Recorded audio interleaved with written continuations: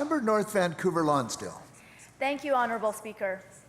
Below my poppy is a pin I wear to remember a group of veterans and fallen soldiers that we often fail to remember year after year, even on Remembrance Day. Indigenous veterans.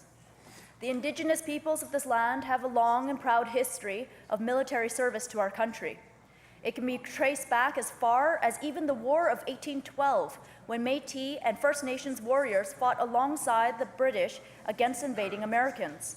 During the First World War, it is said that the response from Indigenous peoples to take up arms for Canada was so impressive that in some Indigenous communities, every single able-bodied man between 20 and 35 years of age voluntarily enlisted. In my community, Bernice and Tony Discon, along with their daughter Sally Whitewing, organized the Squamish Nation Veterans Powwow to honor and remember Indigenous veterans. It is an uplifting event with dancing, regalia, vendors, food, and children everywhere. But it is also a deliberate attempt to turn the tide on the disrespect that Canadians are guilty of showing to these vets.